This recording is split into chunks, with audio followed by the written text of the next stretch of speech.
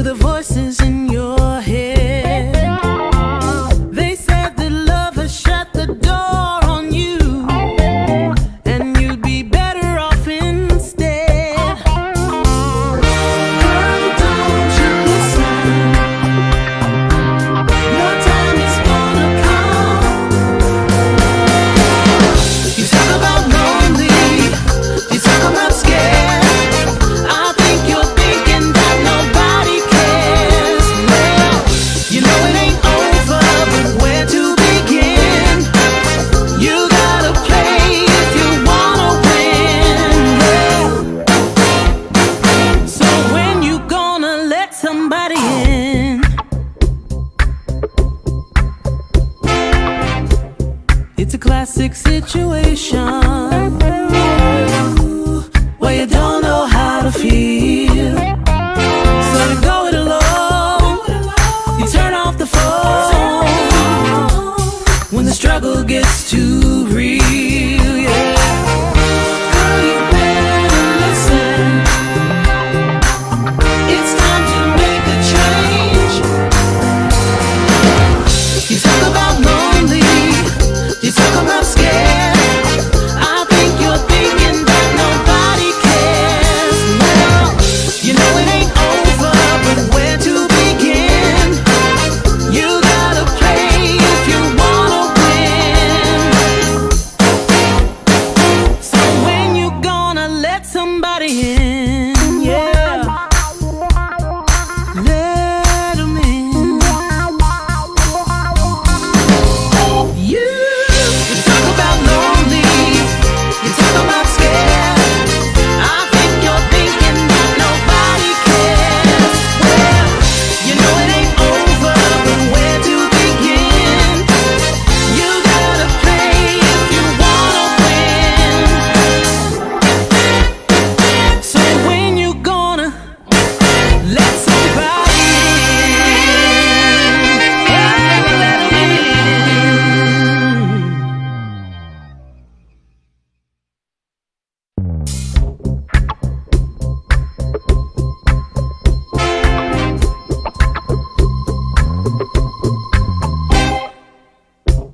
had another rough conversation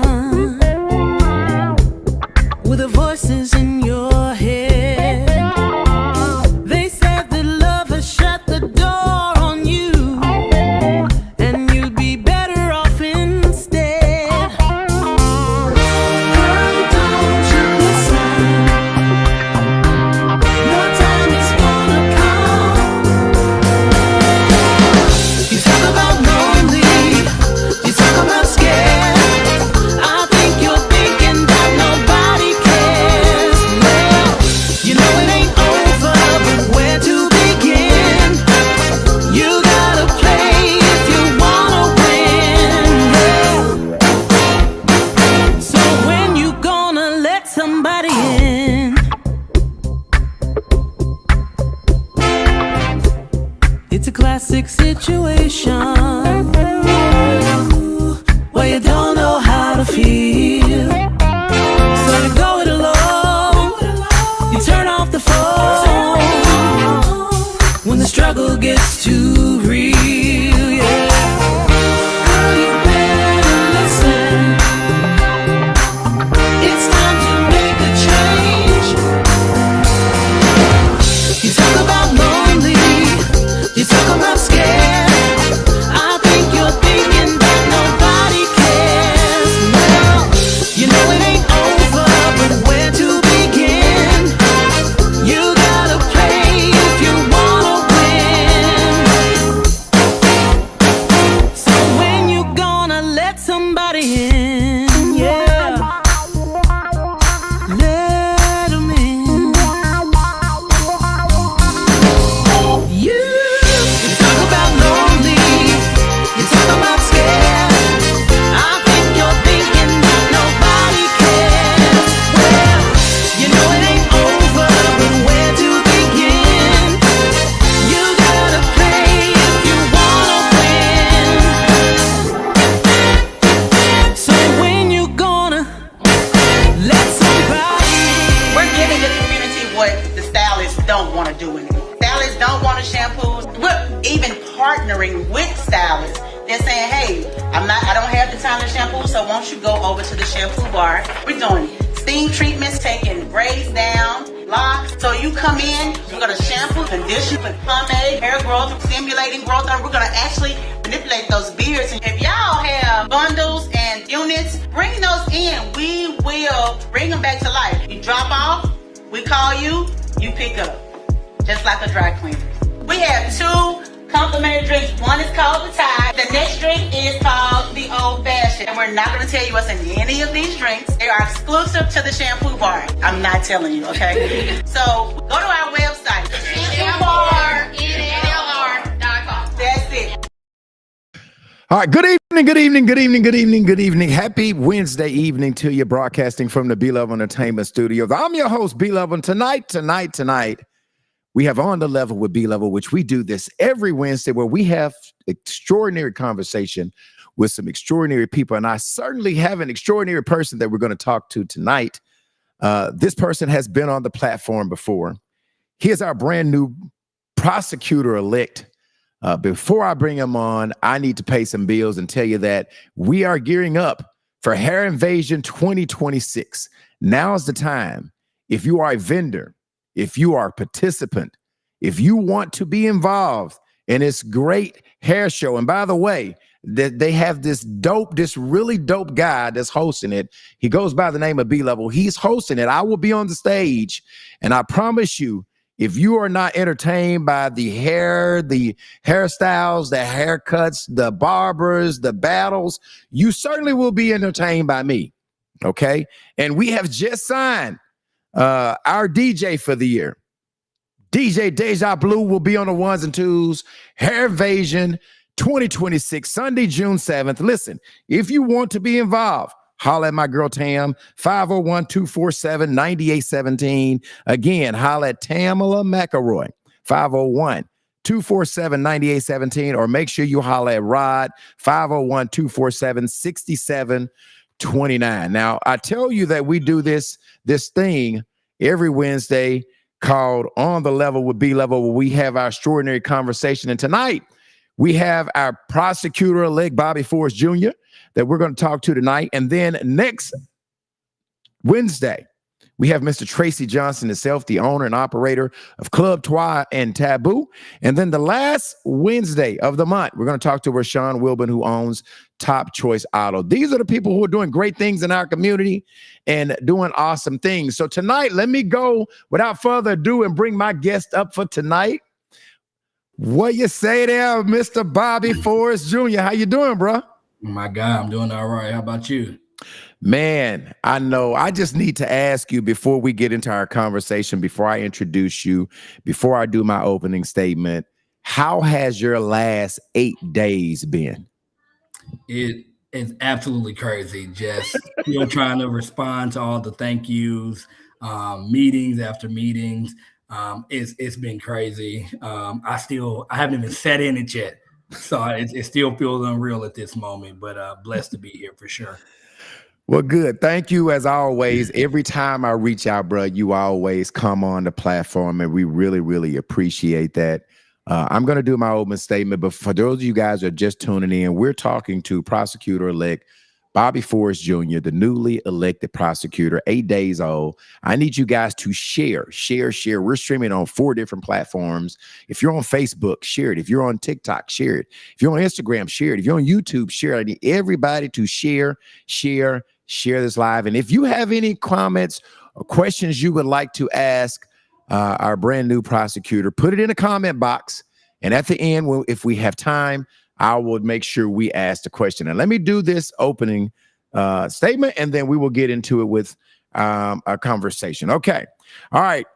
A couple of Tuesdays ago, the voters of Pulaski County and Perry County made a decision that will shape the direction of justice in our community for years to come.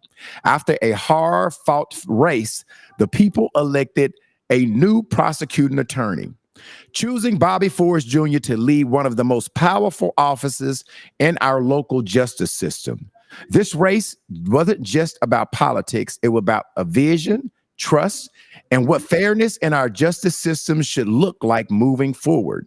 And for many in our community, it also represents a historic moment as Bobby Forrest Jr. becomes the first Black elected prosecutor to hold this position. But tonight's conversation isn't about winning the election. It's about the responsibility that comes after the victory, because the role of a prosecutor touches everything: public safety, accountability, second chances, and justice for victims and family across this community. So tonight, we're sitting down with prosecutor-elect Bobby Forrest Jr. to talk about the journey that got him here, the weight of the moment, and more importantly, what the people of Pulaski County and Perry County can expect as he prepares to step in his new role. This is a conversation about leadership, about justice, and about what the future of this office might look like under his watch.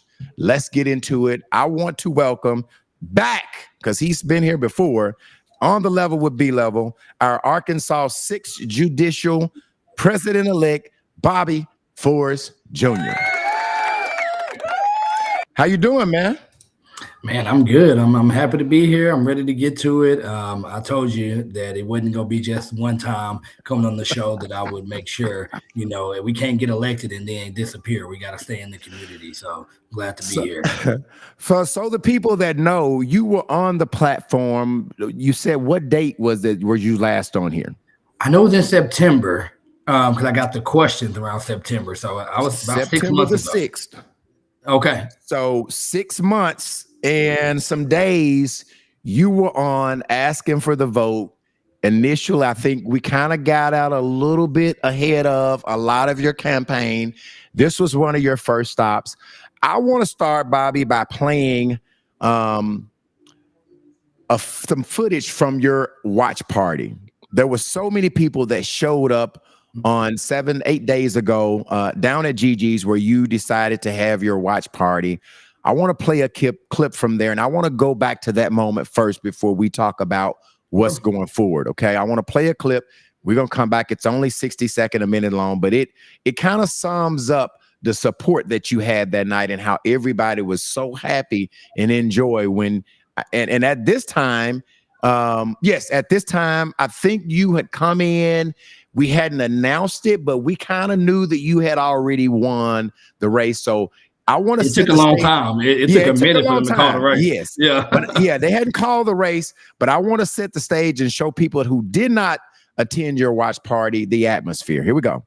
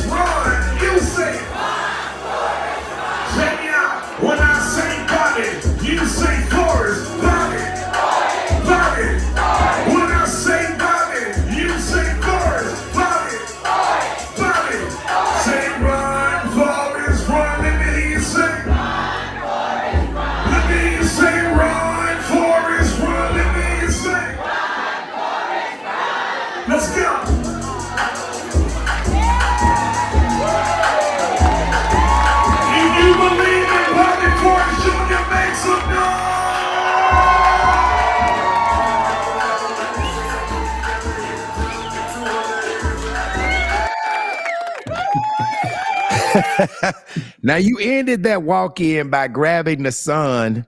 And the first question I have for you, Bobby, is how was you feeling in that moment? What ran through your body that moment? Everybody's calling your name. Everybody's celebrating you. You had fought a long campaign, a great fight, a fair fight, a non-dirty fight. What was going through you through that moment? Man, honestly, I was, as I am still right now, just shocked. I mean, we worked very hard to get here, but you can do everything you can, and that doesn't mean that you're going to win. And so just to see God deliver on his promises, and it really just came together. So many people said, okay, this is impossible. this can't happen, but run. This is a good stepping stone to get your name out there. And I was like, yeah, I'm not running this, get my name out there. I'm running to win. And so to see it come together, to see all the support, it's unreal. And I don't even like that type of spotlight.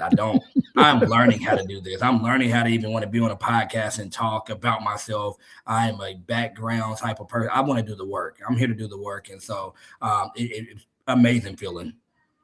So how long did you actually campaign from start to finish? When did you start your campaign? I know when you ended, but when did you first start campaigning?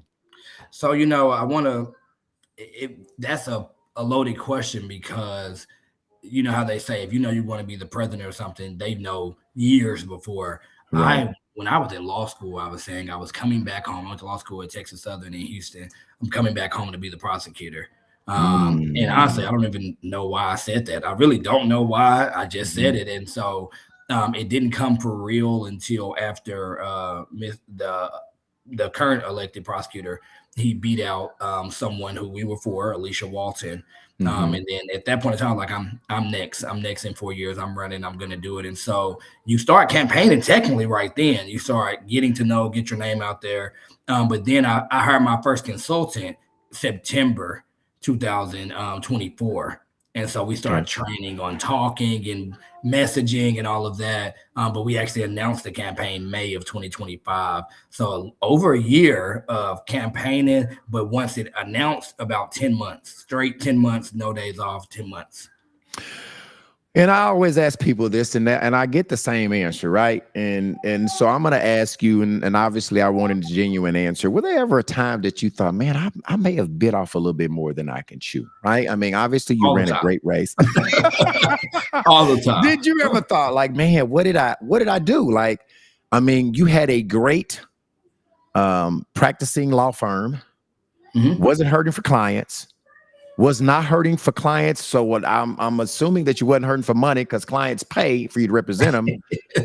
So in my mind, I know that great attorneys make more than your salary that you're going to make as prosecutor. What's up? Come on.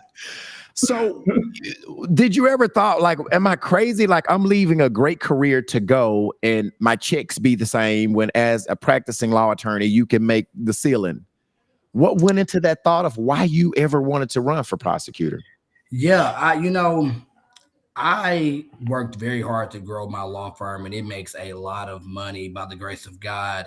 But I tell people all the time, when you go into the courtroom that I go into every day and you see what I see, and you see young men and women in the system hopeless, you see families hopeless, you get calls of families that's saying, I can't afford you. And so we take a lot of pro bono cases. You do all of that, you start to realize that maybe my calling is a little bit bigger than just hoarding this to myself. And so that's what first initially made me run. I want to also, as we talked about before, my sister was murdered in 2023.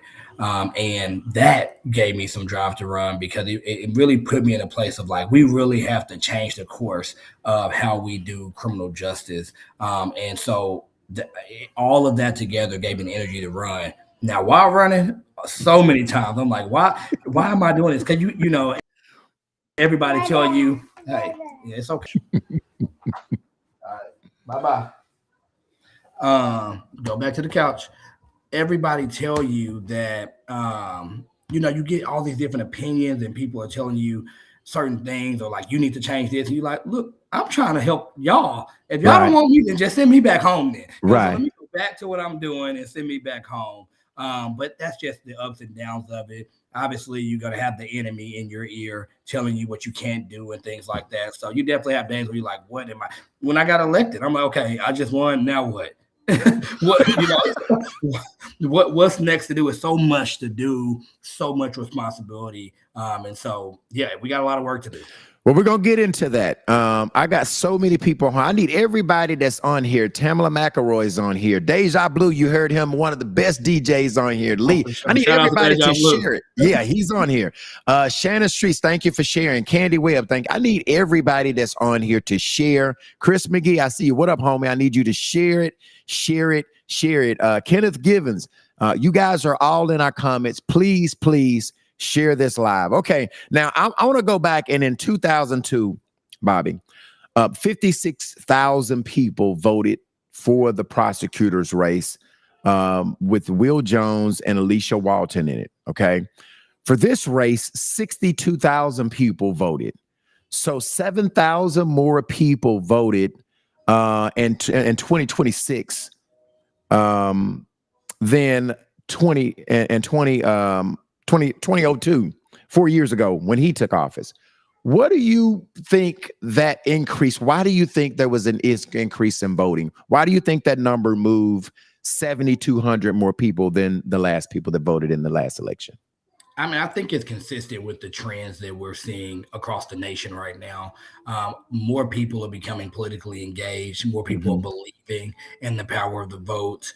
You see several states, every state election has rose, and quite frankly that has something to do with what's going on in the president's office. And so I think more people are politically engaged here locally. I think there were some very important races on the ballot, with my race being on there, county judge, county sheriff. And so people, we were beating the streets. I was going in places that every club, every restaurant, going to get votes, get people out, letting them know your vote really does matter. And that's the biggest blessing of this race. And I truly believe that here locally, people like, okay, somebody who we said we want to win has won, and we've seen it happen. That come directly from voting. And so I think we're just getting more and more politically engaged, but we have a long way to go.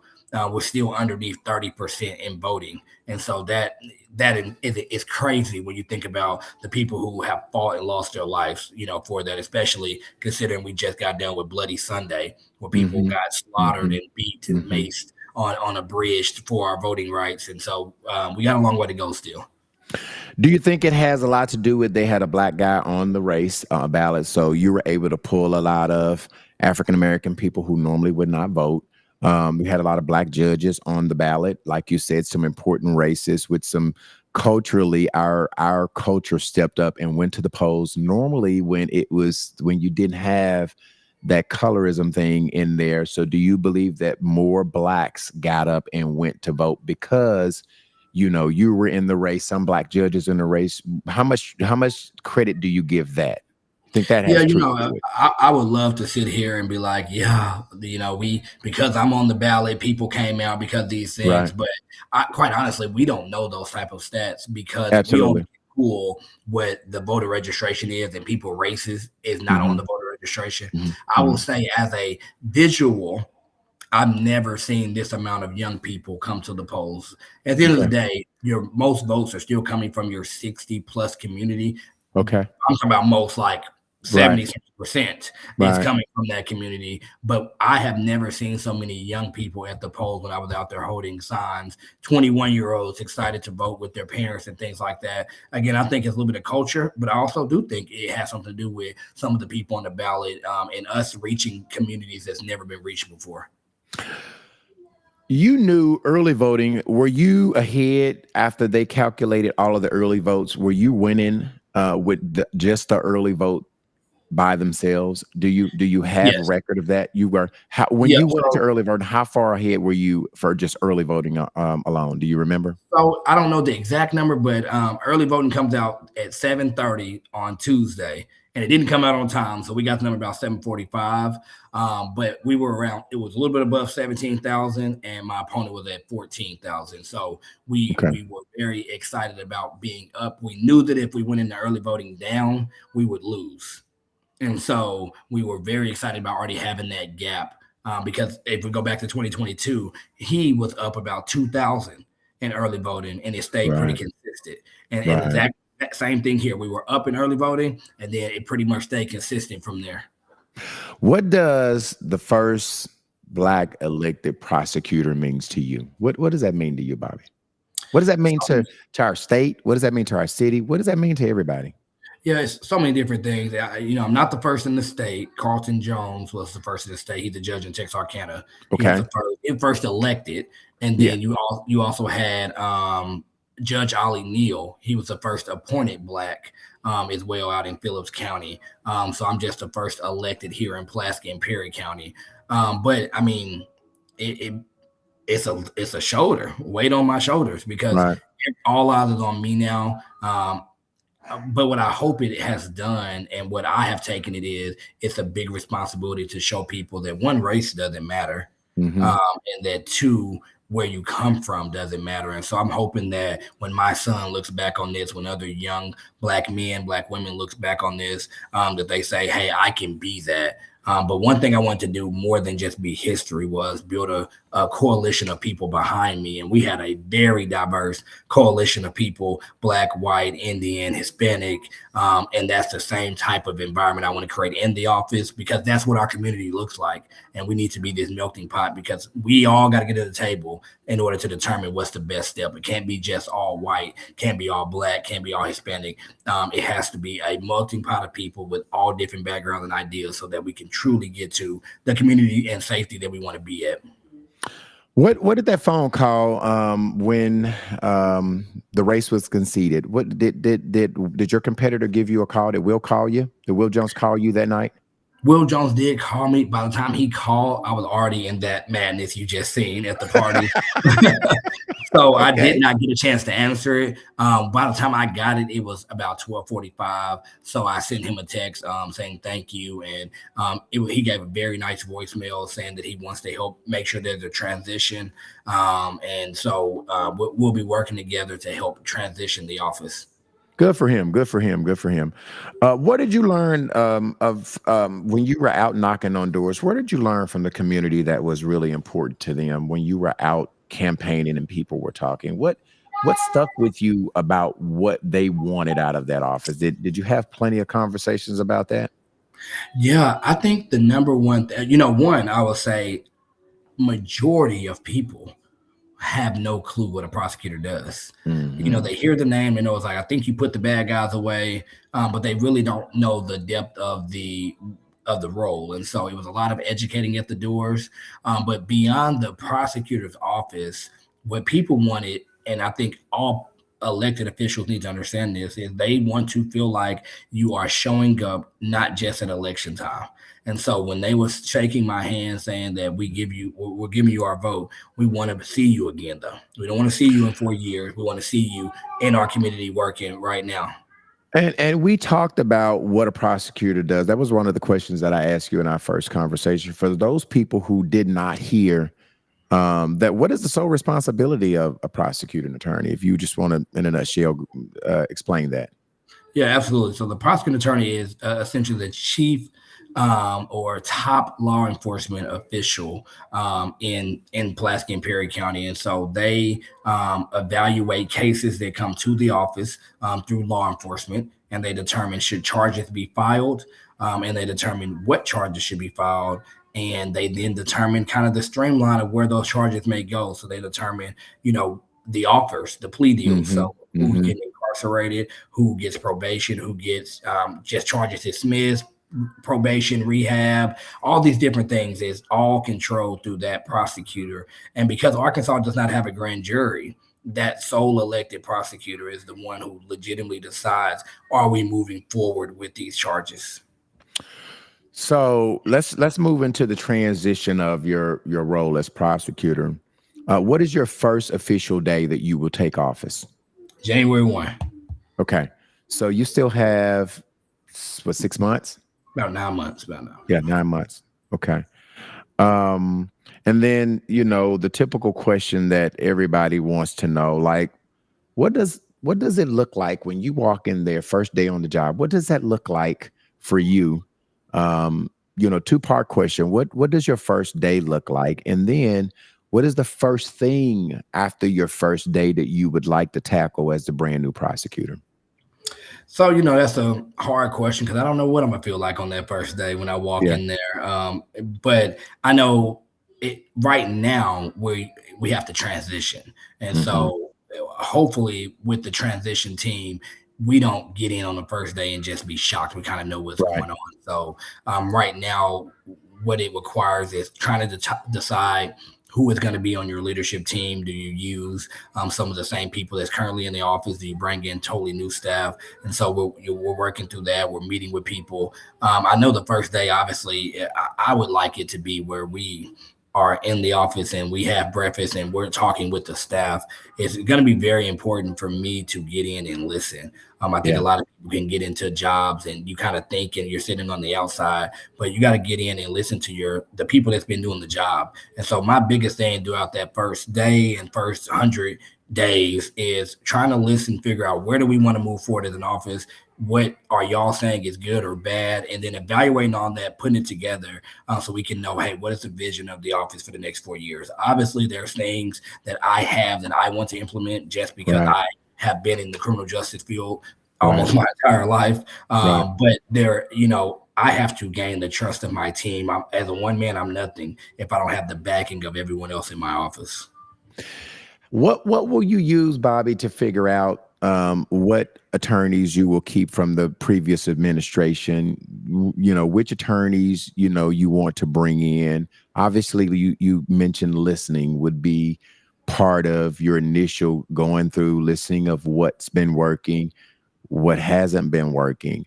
But what factors will you use to decide? First of all, how many attorneys do the office currently have working do you know that number?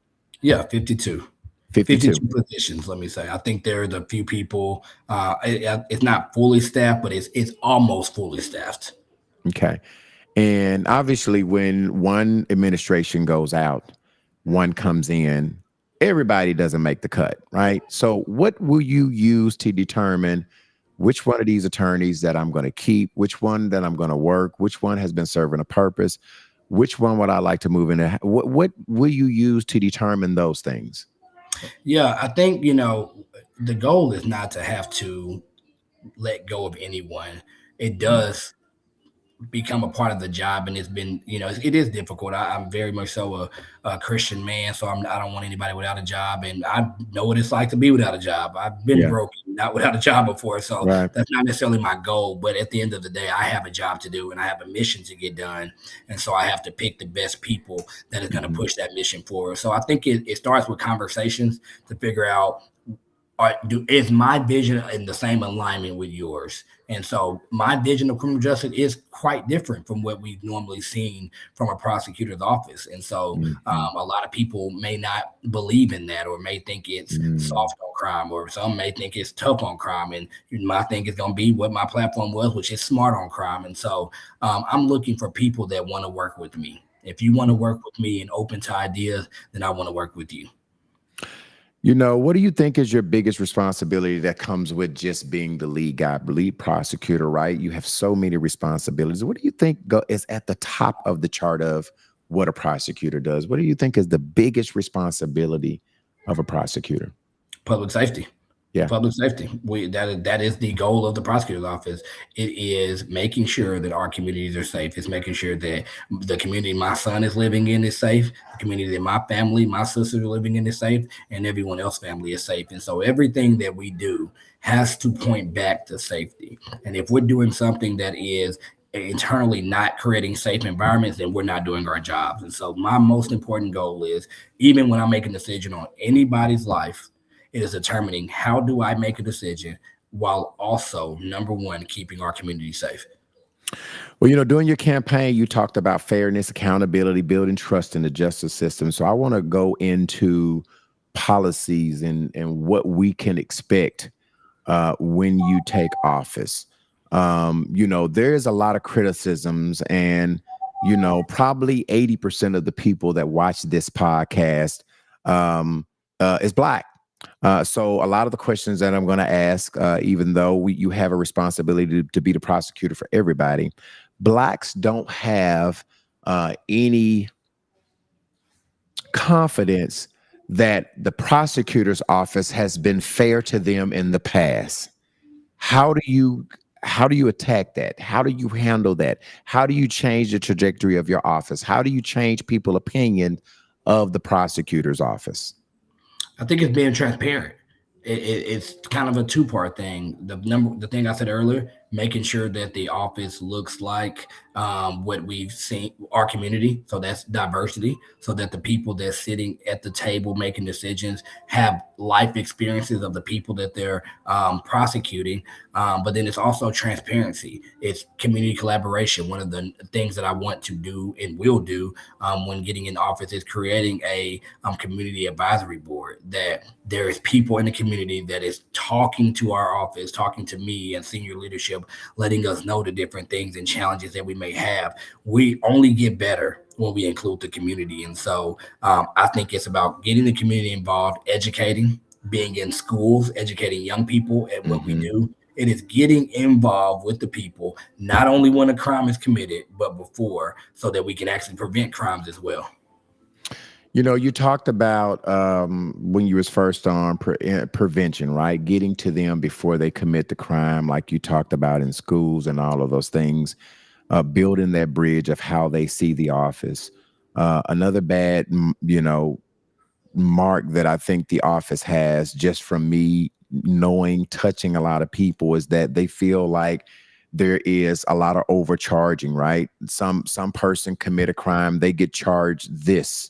Another person, whether it be a younger person, an older person, a white person, does the same crime but get charged differently.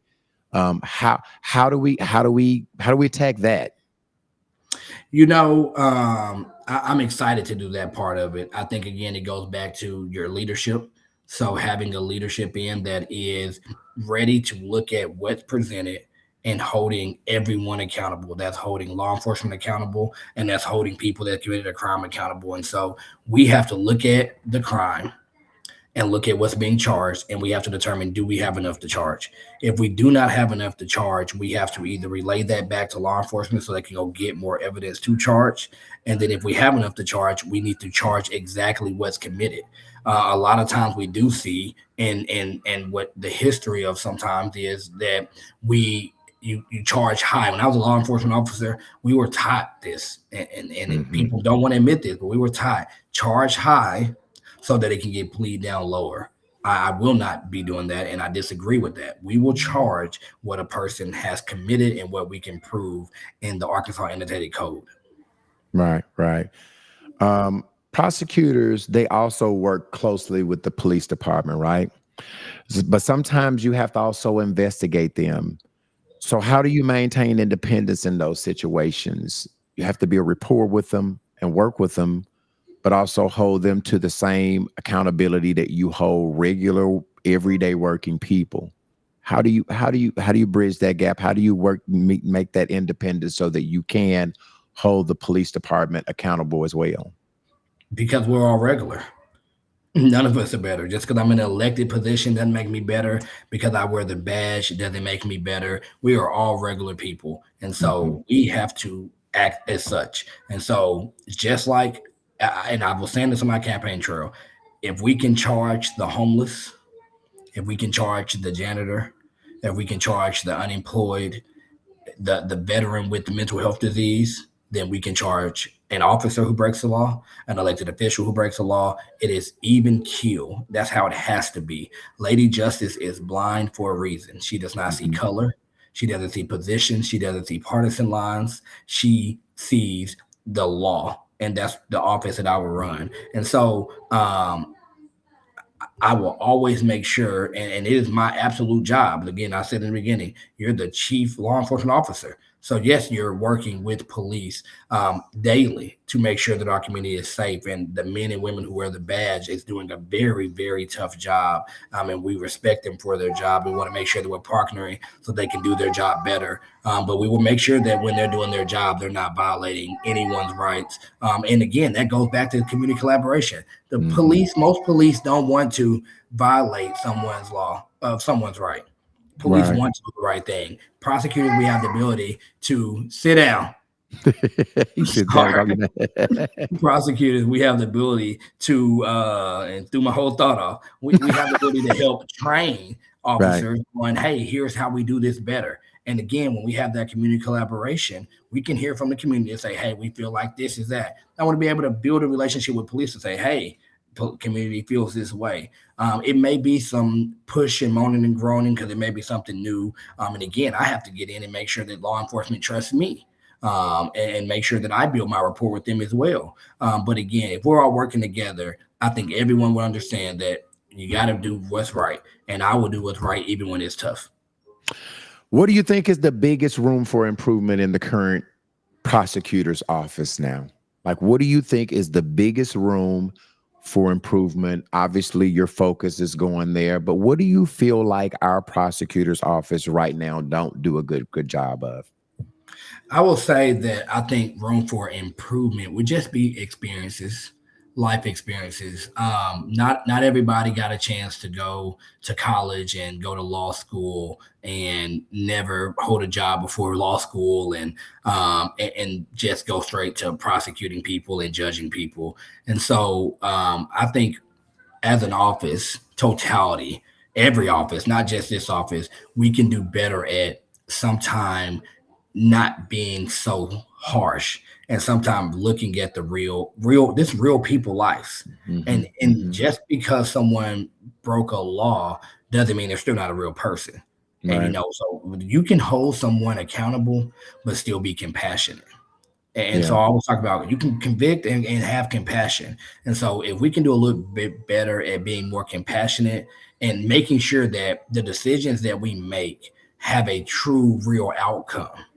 It cannot be so that we see a charge and we're like, 5 years probation, kick them down the road. We got to understand, well, what does that mean for that person? Is probation good for that person? Is making that person a felon good for us as a community? It is not good for us to make multiple felons because then they're going to end up committing more crimes because jobs are not going to hire. You don't have a place to live. So we have to think about the things that we're doing and the long-term effect on it. We cannot just think about the now. And so I think we can all do better at that. I can do better at that. The office can do better at that. We can look at things and make sure that the measure that we're attempting to do is really getting that done at the end of the case. How do you, Bobby, you're stepping into a job where a lot of people are going to love you because you're going to help a lot of victims and families, right? But more so, more people are going to dislike you because you do have to put people in jail. Absolutely. How do you balance what I think is one of the hardest, probably most hated jobs that you could have is incarcerating people, sending people to prison, sending people to jail? Right now, from what I know, everybody loves Bobby, right? I mean, everybody loves Bobby, but now you're stepping you're stepping into a role where you're going to have way more enemies with people that you have really never met, but you're just doing your job. How is that going to sit with you? People got to be real. You got to be real. You can't look at me he's a black man, so I'm gonna get away with this or that. It can't be done. It's just not how it works. You got to be accountable for what you do. And so sit down. And so what that means, and I am absolutely wanting to be a person that is reasonable, that's looking at everything totality, that is looking at each case individually and determining what the best outcome is. I'm absolutely wanting to do things more than just incarcerate. But I want to be very clear. We have a problem with violent offenders. We have a problem with guns. We have a problem with harming young people, harming older people. I have no tolerance for that. I have no tolerance for harming our community. If you have a drug issue, you have a mental health issue, you're struggling as a veteran, you're struggling because bills are, we all know what it's like. And we see the price of eggs and milk. It's hard out here. I got compassion and help for that. I do not have compassion for using weapons against people. I do not have compassion for domestic violence. I've been watching videos on Facebook and men is beating the heck out of women and women beating the heck out of men. I don't have compassion for that. That is not the community I want to live in. And quite frankly, I don't want to see it on the internet. So we all know what's right from wrong, and we know that there's some stuff that we can be better at. I don't want to send a young lady who lied on her food stamps application to prison because she was trying to feed her family. I understand that. I do not want you to lie on your food stamps application, but I understand that, and I want to be able to help that. but I cannot help you if you go in somebody's home and you decide to rob and shoot 3 people, and then I can't help that. And it is going to be my job to put you in Arkansas Department of Corrections as long as possible. So I see your comments. You guys, I am going to ask some of these questions. I'm trying to get through my questions. I see you. Keep putting your questions in the comment box. I promise you I will go through them. I'll leave time for that. Please, for the people that are just tuning in, we're talking to Prosecutor-elect Bobby Forrest Jr. We're talking about policy. We're talking about what his first day looked like, what his job looked like. Please continue to share the live. Okay, I got a couple more questions, and because these people are the comment box is going crazy. What does when you have to send someone to jail, what does the reentry program look for someone who has been incarcerated, by somebody in your office? What programs are you going to have to make sure they don't get back and they can't get a job, and which was going to make them recommit crimes? What are you planning on doing for people with reentry to get them back into society to be great citizens and not recommit crimes? So I need to kind of explain both. The prosecutor doesn't play a per se role in reentry. Okay. Once you are incarcerated, you are now a part of the Arkansas Department of Corrections, and they have different resources and things that they are supposed to be doing to help make sure that when people are coming back in, they're entering in and not reoffending. With that being said, we know that that's not always done so great.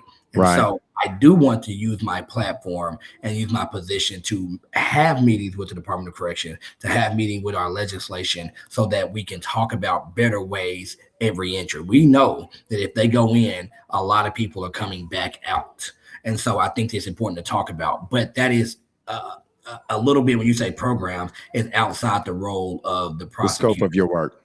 With that being said, one of the main things that I want to do when I become, and within this 4 years, is create a true diversion program. That is where someone has committed a crime, and I know that we can even prove it, but we say, hey, we believe that there are some training program resources that we can put in place so that we don't, one, have to convict you, and two, that we will never see you again in the system. So that is absolutely is pre-trial diversion. It's before trial diversion programs to put in place so that we can divert you, such as the example, young lady lies on her food stamps. Well, we know that Arkansas is #1 for food efficiency. So if I know that, it does us no good to incarcerate. So maybe we partner and find out, how do we help get her a job so she can afford groceries? And how do we partner with food pantries in different places, churches, that can help make sure that she has enough groceries so she don't have to make this decision again? So that's things that I can put in place when it relates to pre-trial. Okay. 2 last questions. One question I feel like you've already answered, but I'm going to ask, how do you plan on rebuilding the trust between the justice system and communities that often feel targeted by your office? I think I heard you say something about just being honest, doing the right thing. I think I heard you say that earlier. So I think I answered my own question.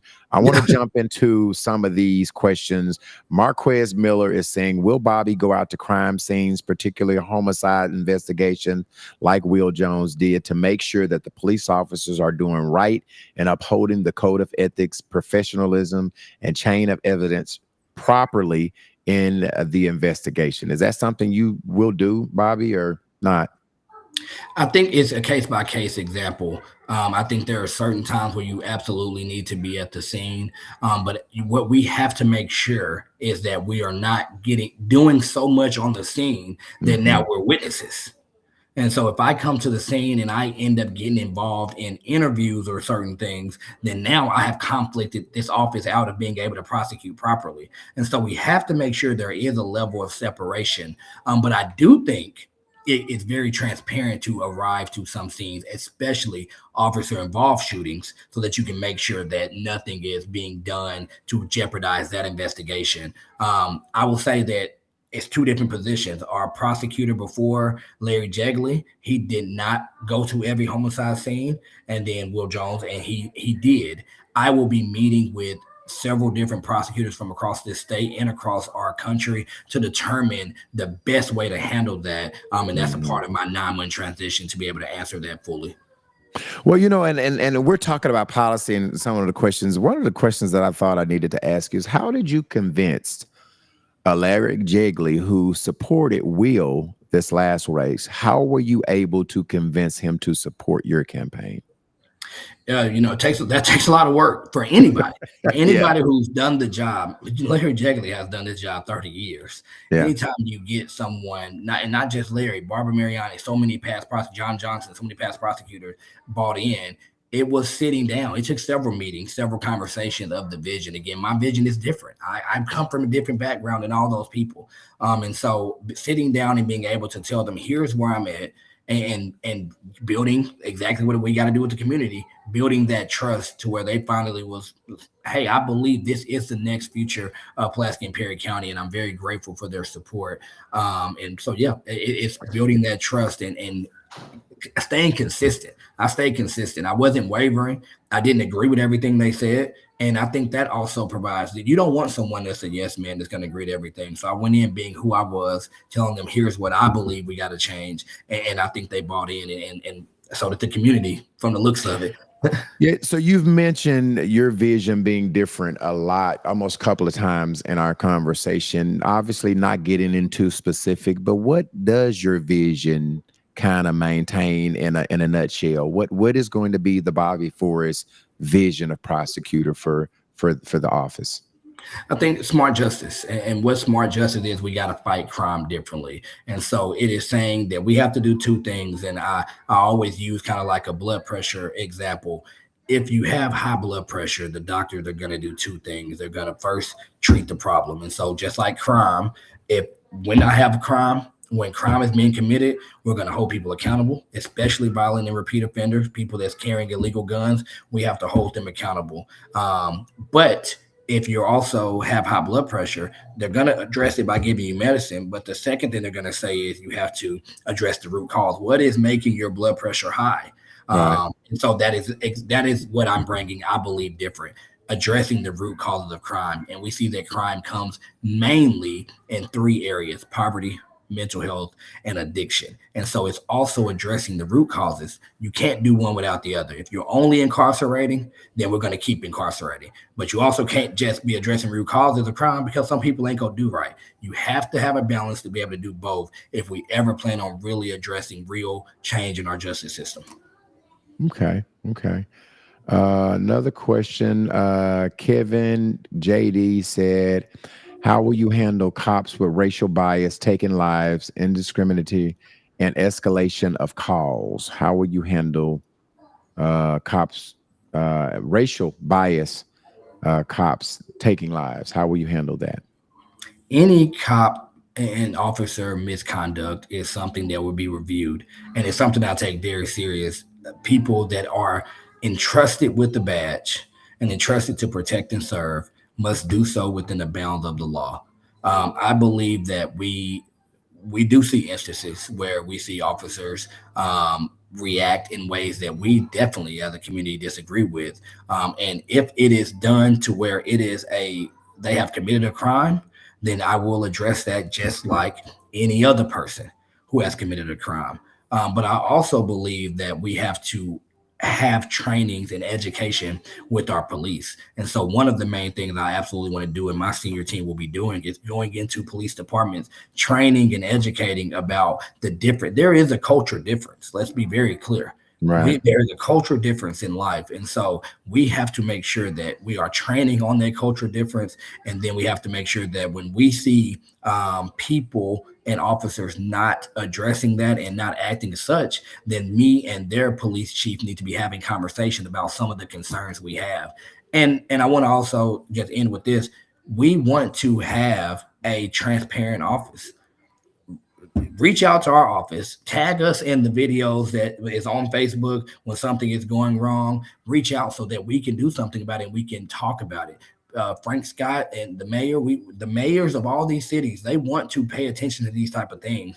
We got to call it out, and then you can trust that you have a prosecutor that will not allow any misconduct, not just from officers, but not from people in our community as well. Good. Shakara Deja Blue is saying re-entry is my department along with the WIOA OA and dislocated workers for the state. So reentry people, holla at Deja Blue. Shakar Flood is what is his name on Facebook. Holla at him. He said that reentry is his job. So make sure if you're just getting out and you need work back into the community, holla at Deja Blue. Vicky Hatter is saying, how will your complaint intake process be different than the current process? Here's what I hear about the current process of the what I believe she's talking about is reporting.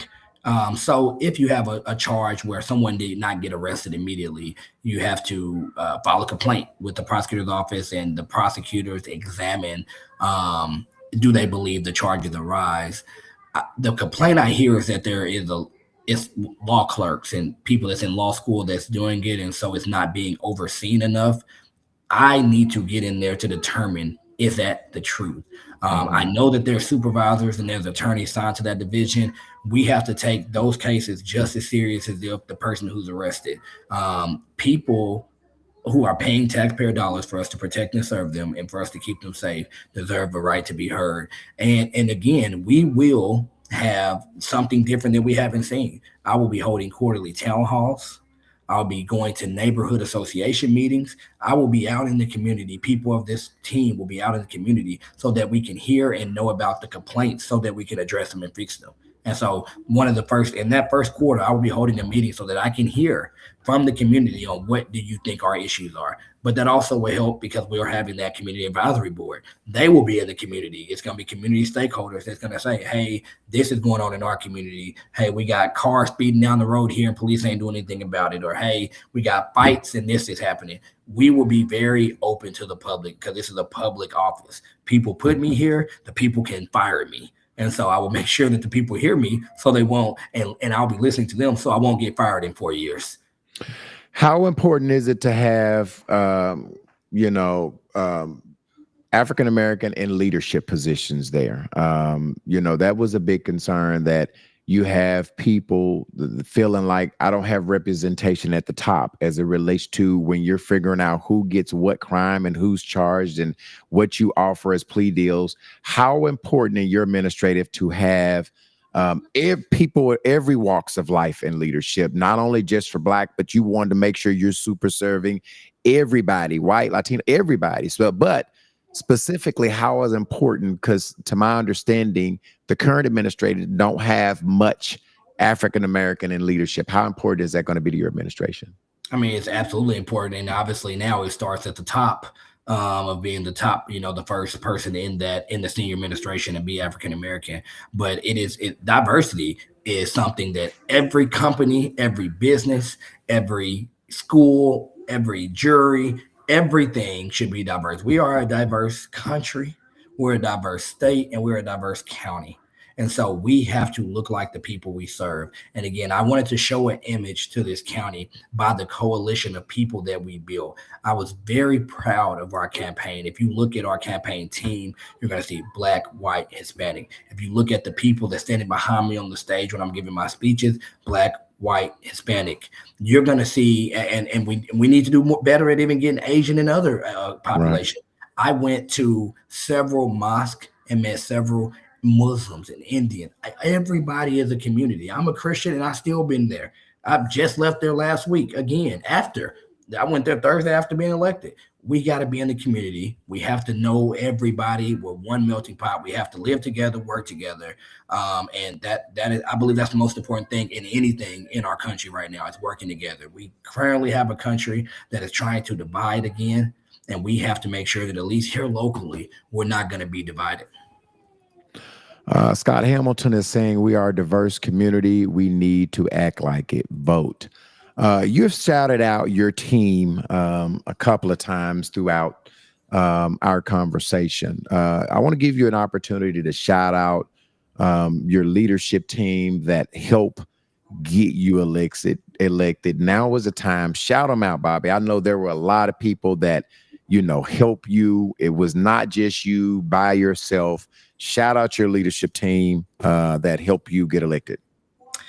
Whew, that's too many to count because you got what's called paid leadership. Then you have people that been pushing for me in the background, and then you have people that you were just knocking on their door, and they said God told them to to to help, and so many different Mm. people. Kendrell Collins was my campaign manager. He's been my friend since college. It was his first campaign.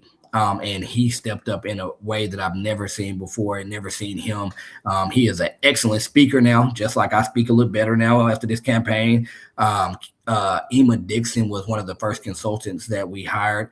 And so she brought some knowledge. Her husband, Cameron Dixon, is this fashionista who helped me stop wearing all the stuff that I was wearing in the Gucci and Louis belts and said, that may not be what you want to wear no more. Kendra Pruitt is Olivia Pope, and her legal and politic mind blows my mind. I would hate for her to run against anybody because she's going to win. Her mind is brilliant, and she did a great job at the city. Annalise Armstrong was our finance chair. You had Philip with our volunteer coordinator. You had Jackie Diva Smith, who were always loud and that was the loudest person on the team, going crazy for us at the polls. You had the JT line dancers who was out there loud and proud. You know what I'm saying? Y'all may not know him, a guy named Donnell Meadows, retired Judge Humphrey, of course, Larry Jegley, John Johnson, Barbara Mariani, Tippy McCullough, Cappy Webb, city directors. I mean, I could literally keep going and charge it to my heart, y'all, if I didn't say the name. It's too many people that came and gave, and there's other names that I can't give because just of how, some profile stuff, but they know who I'm talking about. April, Corey, who did the graphics and videos, that we stayed in the social media. My child mama, shout out to her for helping me with my son, Kyla, while watching him. And I made sure I tried to stay as active as I could. But sometimes I couldn't be present. Her family was very successful. My mom is a praying mom who raised us. And then when my sister passed, she's now raising 3 more kids, still stayed praying for me. So many people. Miss Tam, the hair show. Went and walked me through all the barbershops and hair salons and invited me to the show. I'm telling you, I can go all day. So many people came together, and it really was a blessing. And God really he really showed up and showed out this time. Pulaski and Perry County should be excited of the future that we're going to have. So you talked about, one tab, you talked about you couldn't wear your Gucci belt. How much of the stereotype of how a prosecutor is supposed to look did you have to change? Like, how much of did you have to change to look like the way a prosecutor, whatever that looks like? What does a prosecutor looks like, right? I mean, you can't wear Gucci belts, can't speak this way, braids. I mean, the regular prosecutor, that's different. Like, I mean, my days, you couldn't have tattoos. And so how much was a concern of you that you would change so much of who Bobby Forrest Jr. really is to get this office of what the perception of what the marketplace says you should look like? I'm 34 years old and I'm a fighter. And so I came in swinging like, y'all ain't changing me at all. I'm who I am. Right. But it's not so much of changing, of trying to look like something that's been the norm. If I look at the norm, what a prosecutor looked like, that would be a white male. I'm not a white male. So with that being said, when I first got in, everybody said, and is that only because that has been the only thing that has been prosecutors? That's why that's what your perception of what it looks like, because we haven't had many black prosecutors. Go ahead. But I'm 34 with a little bit of style. At least I try to have a little bit of style. And so my main thing that I wasn't gonna do was I wasn't touching his hair.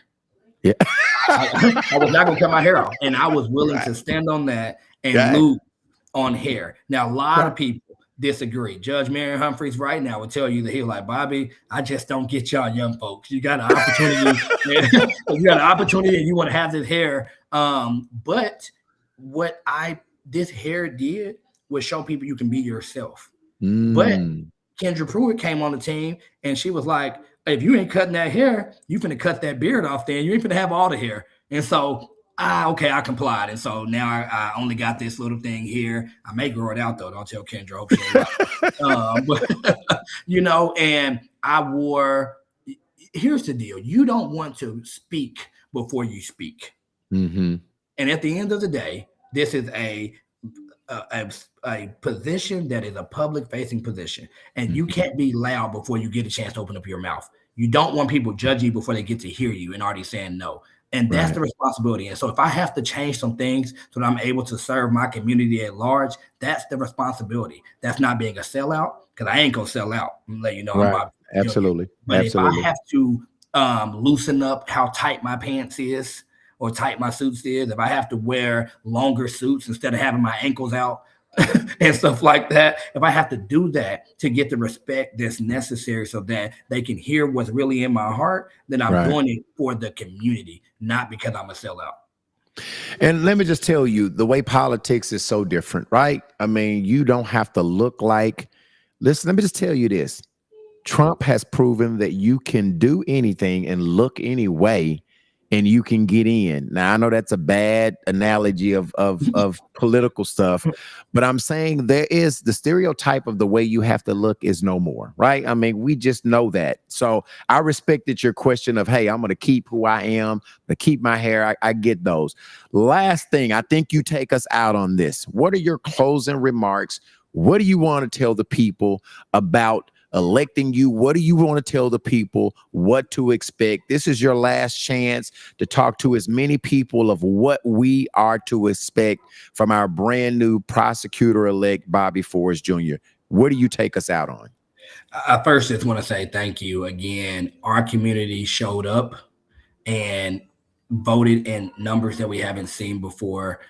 It was a blessing to win almost every African-American district. And so since the majority of this vote is here, I just definitely want to just say thank you. But to even the ones such as Marquise Miller, who's in here, who did not support me and supported my opponent, I am still here to serve you. I'm here to show everyone that criminal justice can be different, that we don't have to just incarcerate, that we can actually address crime. But I'm also here to tell everyone that we as a community can't keep doing the same thing. We can't keep killing each other. We can't keep harming each other and then blaming it on America. And so I am here to be a person in the community that is right here at home, listening to the complaints and ready to lead us forward in criminal justice. We are overly in the system. The majority of the system is us. I don't want that for us. I want young men to thrive. I want them to live, and I don't want them to end up in prison, giving away their life at a decision they make at 17 and 18. And so I'm asking the community to partner with me, show up. We want to hear your voice. Show up to these town halls, reach out and let us know. These programs, it's so many young men that need father figures. Right. So many young men. The most 89% of men who commit violent crime don't have a father figure. When I go to court, when I'm getting hired by young men, it's a mama, a sister, or a grandma that is coming in with them. Fathers, we got to show up. And if you don't have a father, men, there are so many programs that need you and need you to partner. Scott Hamilton's in here. He has so many programs and so many things that we want to do to be able to keep people out the system. We do not have to be overly incarcerated. We do not have to be a stereotype. We have an ability to be a thriving community with a thriving leader. And so I'm here to help us thrive. I'm here for people who, if a crime is committed against you, I'm absolutely going to make sure that you get justice and that your voice is heard. But if you are struggling and you want help, I am here to help you. But if you don't want to help yourself and you don't want to take the help that I'm giving, then if you don't want to change, I'm going to change your address. That is my message. Well, listen, man, thank you. Big round of applause again. Thank you, Bobby. Every time I call, you pick up. And no, for real, you do. And I want to just tell you, I told you the first time that you came that you could always, and I told you, I said, man, you could always use this platform to get your message out. I have an open door policy to you and some of the other people that are doing great things for our community. So thank you, thank you, thank you. Hopefully you don't get so busy that you don't get to see B-level name on the phone and pick up and hit me back, bro. You know what I'm saying? Hopefully you I don't. always got you. I'm looking forward to the hair show and you clowning again. We had a great time. Come on, man. Hey, listen, it's coming. I know you're not running an election. You might be busy, but come out. I guarantee you, Tam, gonna put you right in the front like she did last time, bro. I'll be there. I appreciate you for hanging out, Bobby. Much love, bro. Absolutely, bro. Appreciate it. Everyone have a great night. Okay. All right. Don't forget. Next Wednesday on the Level with B-Level happens every Wednesday at 7:30. We got Tracy Johnson, the owner of Club Trois Taboo. Next Wednesday, Club Trois. Tracy Johnson is on the mat. And then the following Wednesday afterwards, 7:30, Rashawn Wilburn. Listen, if you want to be a guest, if you think that you are an extraordinary person and you are doing extraordinary things, I want to talk to you, okay? Send an email to utbpodcastlr@gmail.com. And before I get out of here, I have to shout out my dope team that we have on Sundays. We are one of the best podcasts in the world. I promise you, I believe that. Shout out to my co-hosts, Little Rock Princess, Tristan Hobbs, Anthony P. Candy Webb, Jayla with the T. Listen, we're a little bit rough around the edges on Sunday.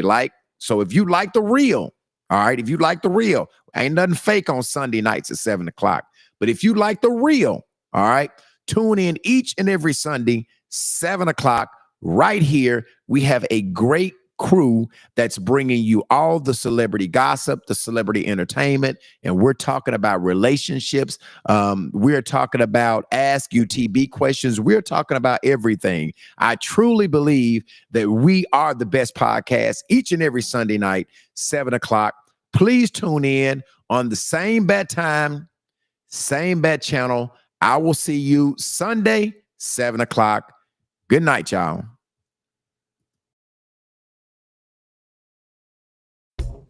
Had another rough conversation.